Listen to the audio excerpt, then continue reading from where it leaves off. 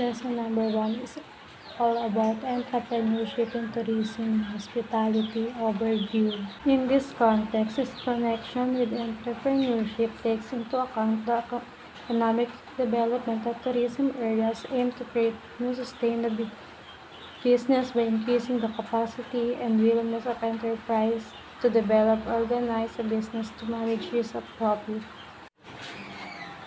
Entrepreneurship is the creation of execution of value. With this definition, entrepreneurship is viewed as change, generally entailing risk beyond what is normal encouraged in starting a business, which may include other values than simply economic ones. Tourism is a travel for pleasure or business, also the theory and practice of touring the business of attracting accommodation and entertaining tourists and the business of operation. This is the 4 types of entrepreneurship planning. Number 1, strategic planning is a process in which organizational leaders determine their vision for the future as well as identify their goals and objectives for the organization. The process also includes establishing the sequence in which those goals should fall so that the organization is enabled to reach its stated. Number 2, tactical planning is the process of breaking down the strategic plan into distinctive short-term plans. Number 3, contingency planning, a management process that analyzes disaster risk and establishes arrangement in advance to enable timely, effective, and appropriate responses. Contingency planning is an important part of overall preparedness. Contingency plan needs to regularly update and exercise. Number 4, operational planning is the process of planning strategic goals and objectives to tactical goals and objectives. An operational plan draw directly from agency and program strategic plan to describe agency and program mission and goals, program objectives, and program activities.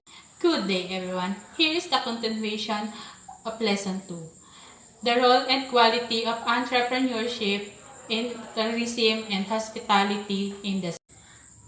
An entrepreneur is a creative thinker who comes up with new ways for a product or services to solve problems for both businesses and end users. Creative thinking is a skill that can be learned. One of the tasks and obligation of an entrepreneur is to arrange or organize a firm. Hospitality and tourism social entrepreneurships consider the economic development of tourism sites and aims to create new sustainable enterprises by improving firms' capacity and motivation to expand, organize, manage risk, and forecast profitability. The question is, what is sustainable enterprise? Sustainable enterprise is an organization that can anticipate and meet the needs of present and future generations of customers and stakeholders through creating and innovating new business strategies and activities that accelerate positive social change, protect, and preserve environmental integrity while enhancing business performance. What is organizational behavior? Organizational behavior is the study of how people interact within groups and its principle. Businesses operate more effectively. There are 4 elements of organization behavior. These are people, structure, technology, and external environment. And we have 3 levels of organizational behavior: the individual level, the group or team level, and the organizational system level. Another way to effective entrepreneurial duty is to ensure that company workers comprehend the organization's strategy, vision, and the substance of the firm's operation is clarified through a coordinated policies and procedure. Entrepreneurships in tourism and hospitality considers the resources that entrepreneurs amass, which are split into 2 types: human resources and non-human resources. To simplify, human resources is the set of people, while the non-human resources is also known of material resources. Entrepreneurs use their functions and qualities to build business plan and decisions. Because planning is a way of life for all humans, every individual makes decisions based on their goals. Therefore, the entrepreneur's planning and decision-making will affect the entire enterprise, including consumers. When a decision is made between two options, opportunity cost is defined as the price of the next best alternative utilization, money, time, or resources. Indeed, if we don't plan, we're setting ourselves up to fail. The tourism and hospitality industry is multifaceted enterprise, a separate sphere of economic and social life that provides several prospects for small business development while also being capital intensive and competitive. When we say multifaceted, meaning having many different parts of sides. What is mission and qualities of entrepreneur? The most important mission and quality of an entrepreneur is to make money for the company. As a result, entrepreneurs make sure that current things they advertise, sell, and generate profit. Profit is the monetary incentive for the entrepreneurs. Time and effort invested in a particular business venture. What are the functions that an aspiring entrepreneur must perform in order to take measured risks? When there is an overabundance of materials or resources, or a high rate of unemployed or underemployed people with talents and expensive imported products that may be a substitute with premium alternative with lower prices, individuals emerge into instant entrepreneur. What are the factors to consider both directly and indirectly affecting business sector? Informal information collecting trial production runs, market testing, and construction of feasibility studies, and business plan that incorporate SWOT and PES analysis are all methods used by entrepreneurs in the tourism and hospitality industry. The virtues are circle of opportunities. It explains that the organizations must accomplish as well as the actions and systematic techniques it will use to fulfill the strategic plan's objective. What are the critical components of the company's success? We have 8 critical components of company success. These are sales, production, organizational structures, suppliers network, developing strong financial backup, tools, and technology. Lesson 3. The Entrepreneurship Contribution to Economic Development. Entrepreneurship function is to trigger and ignite innovation for new and innovative ways of doing things through the use of marketing function of management, functional technology or system that work, and efficient human relations, all of which are required for a country's economic advancement. Apparently, the most efficient way to accelerate economic development is to increase the efficiency of good production by using a more cost-effective and speedier means of making products and services available across to the country.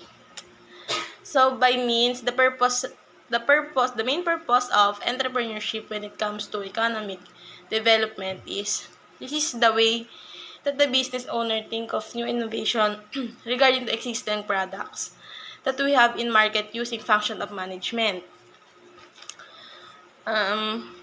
which is critical requirement for economic advancement because the main idea, I think, is our country can keep up if there's no improvement to the local business that we have. Thank you. Lesson 1. The 3 strategies of market leaders. Daring strategies. Developing a high-growth business, inspiring vision and stretch. creative, competitive, and marketing strategies. Number 2, winning organizations and people. Innovative organization and growth culture. Winning leaders and teams. Lean processes and synergetic alliances. Relentless innovation. Venture strategies. Fast company. Innovation system. Understand the vision. To acquire a better understanding of the entrepreneurial drive, look at the firm owner's notion of success. What does the new company aspire to accomplish and give it to intended market?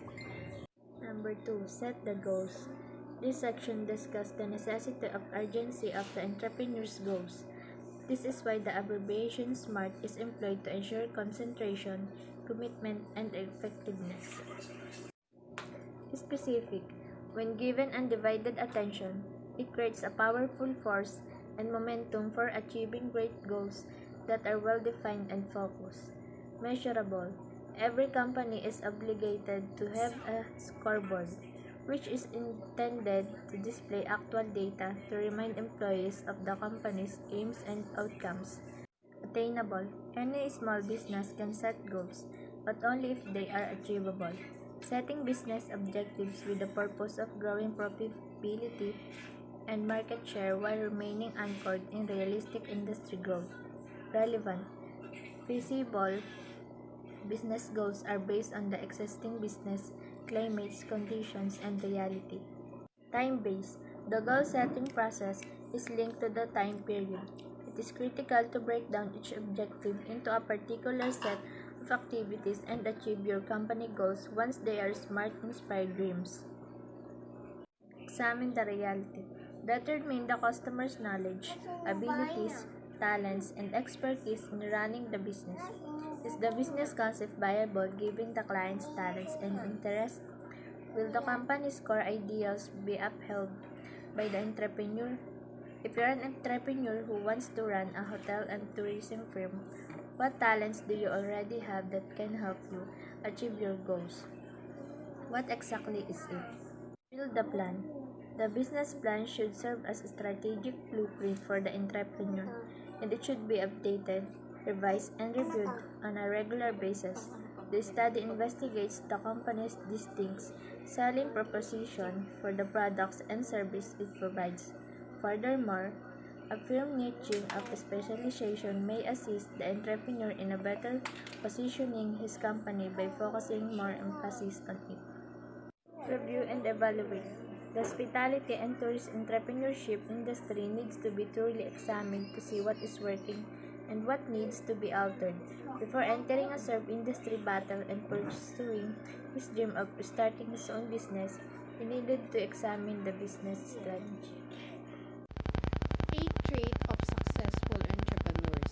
Establishing a new firm necessitates a significant amount of effort.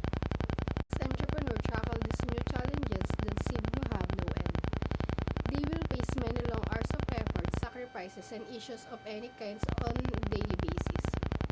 It is not for everyone to pursue a career as an entrepreneur. The only time a person is qualified for this convocation is when he able to work independently and seek challenges that are both monetary and morally rewarding. This crucial characteristic defines successful entrepreneur. How you rank against these distinguished entrepreneurs? Do you share at least half of these qualities? Number 1 trait of successful entrepreneur: strong leadership qualities. Leaders are born, not made. Do you find yourself being go person most of the time? Do you find people asking your opinion to help or guide and make decisions for them? Have you been in management role throughout your career? Strong and skilled leader is a good communicator with the capacity to assemble a team of people around shared purpose in such way that everyone is inspired and work together to achieve the goal. A leader is someone who values goal over any unpleasant work it takes to get there may bring. But a leader is more than just tenacious. A leader is strong communication skills and ability to amass a team of people toward common goal in a way that the entire team is motivated to work effectively together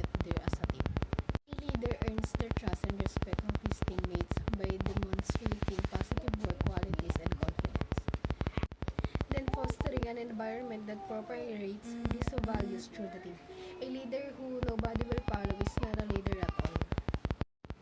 Then we have here high self-motivated. You probably know from knowing even a little bit about some of most famous business entrepreneurs in history that leaders are typically pretty intense personality. Nobody make progress by sitting back and waiting for it to find them. Successful people go out in the world and invoke change through their actions. Typically, leaders enjoy challenges and will work tirelessly to solve the problems that confront them. They adapt well to changing situations without unrevealing and are typically expert of helping their teams change with them by motivating them toward new goals and opportunities. And you will learn that successful entrepreneurs are driven by a more complete vision or goal than simply the task at hand and able to think one more universal level in that regard. They are also often very passionate about their ideas that drive toward these ultimate goals and notoriously difficult to steer off the course. Succeed as entrepreneurs because they are so passionate about their ideas that they work hard and without regret to achieve their ultimate goals. Number 3 is strong sense of basic ethics and integrity.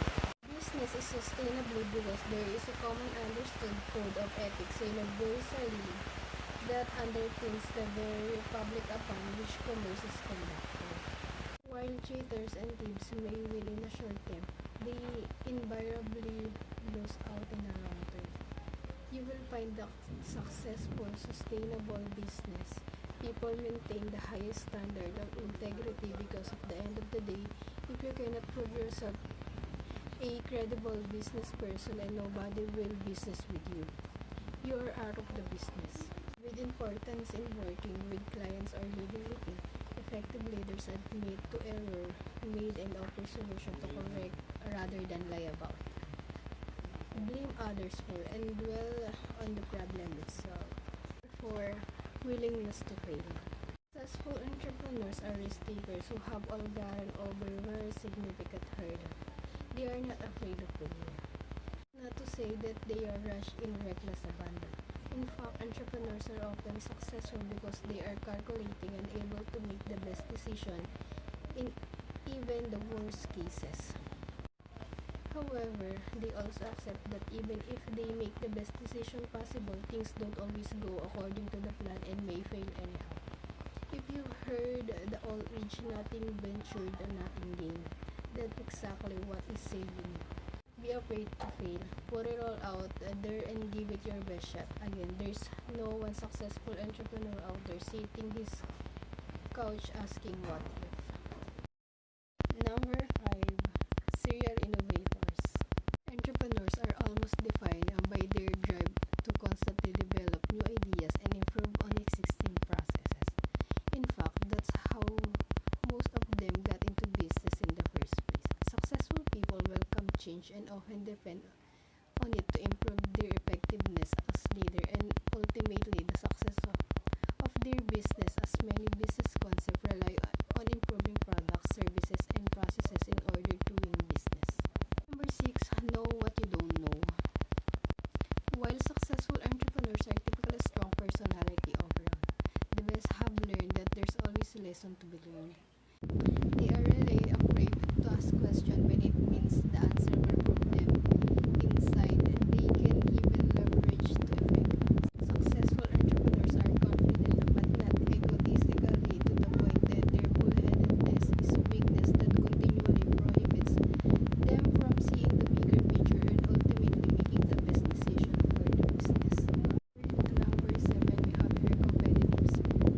Entrepreneurs enjoy a challenge that they will like to win. They would have to, since start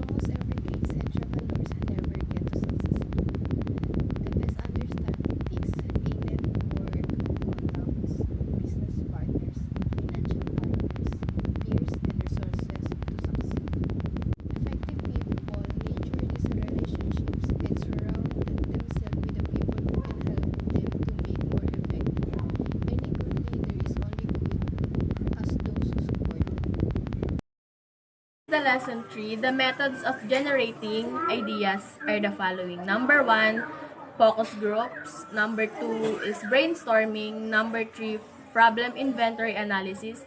And 4 is interviewing.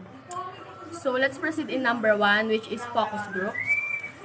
Focus groups, a focus group is a small group of people in your target market who meet for a guided discussion about your business idea. A focus group can go beyond numbers to reveal how real prospects react to your idea. A focus group can show you whether there is a market for your idea and how much customers will pay for it. A focus group can reveal potential competitors you may not have thought of. A focus group can help fine-tune your product or service to better position it for success. Let's proceed to the number 2, which is brainstorming. Brainstorming is defined as the mulling over of ideas by one or more individuals in an attempt to devise or find a solution in a problem. There are multitude of uses for brainstorming. Most people associate brainstorming with new product or ideas for marketing campaigns. But brainstorming can also be used for tasks including internal procedures, company structure, and written articles. It all depends on the type of business and the approach that business can take to collaborations. Let's proceed in the number 3, which is problem inventory analysis. So here's my explanation. Problem inventory analysis uses individuals in a manner that is analogous to focus groups to generate new products ideas. However, instead of getting new ideas themselves, consumers are provided with a list of problems in a general product category. Let's proceed to the last part, which is interviewing. Last part for business concepts. Interviewing. Interview refers to a formal, in-depth conversation between two or more persons, wherein the exchange of information takes place, with the view of checking a candidate acceptability for a job. The second part of lesson 3 is business procedure. In business procedure, there is strategic marketing. A strategic marketing is essentially how you plan to execute your marketing strategy. It's like a character assessment for your brand that helps you understand how equipped your business is to perform in the current market environment. So here's the sample of short market plan or business map. In that photo, you can see a small sample of market plan or business map. Number 1 is always learn. You need to always learn in your business. Business have the opportunity to develop core skills across an array of subjects including accounting, finance, project management, information, and technology. The second one that you always need to do in your business is always improve the product. Always improve your product. A new and improved product provides a good story or message from the marketplace. Therefore, a product improved can form part of marketing communication campaign for the firm. This gives the company something new and exciting to communicate and may also add to the above benefit energizing the brand. The number 3 that you can see in the small market plan is solve actual problem. You always need to solve the problem. Problem solving skills will help you resolve critical issues and conflicts that you come across. Problem solving is a valued skill in the workplace because it allows you to apply a standard problem solving system to all your challenges in the business. The fourth one is deliver real value. You always need to deliver real value to your customers. Value delivery involves everything necessary to ensure every paying customer is a happy customer. Order processing, inventory management, delivery and fulfillment, troubleshooting, and customers and their support. The fifth one that you always need to do is put your customers first. Putting your customers first will lead you in knowing your customers better. Giving them a special treatment they don't get from someone else's customers become more frank. They will free to interact and share with you a lot of information. Through this, you get to understand your customers' need, their expectation, and what they will require in the future. This keeps you ahead both of your business and customers' experience. Few customer care agents, successful executive, effective customer support. By putting your customer first, you will be able to deliver your services effectively and just at the right time. Keep them in constantly communication regarding your business. Inform them new products coming on sale for them to be the first to purchase. The sixth one is get help from a freelancer. In addition to paying their salary, business owners are responsible for training costs, benefits, health insurance, paid time off, and payroll taxes. Freelancers don't require a dedicated workplace in your office or training. Hiring a freelancer allows a business to reduce costs without sacrificing work output. The seventh one that you always do is avoid the outside capital or avoid the ventures capital. When you enter into a deal with the ventures capital firm or VC firm, you are in some ways gambling with a double-sided coin. The ventures capital can bring valuable capitals and resources, but things can get ugly if the business doesn't hit its milestone. Inventors will move to replace management if they think it will improve their chances of success. If that is a threat from the beginning, they will have significant ability to control decisions from the beginning. As Steinberg says, if you open the Pandora box, you'd be better be prepared for a ton of outside pressure. And you certainly won't be your own boss. There is a time and place for venture capital. It provides much needed funding to growing companies and can be the right choice in many cases. But given the downsides, it's dangerous to view venture capital as aspirational goal. So the last one is embrace social media. You always need to embrace social media when you are doing a business. Social media can help you engage with your customers and find out what people are saying about your business. You can also use social media for advertising, promotional giveaways, and mobile application.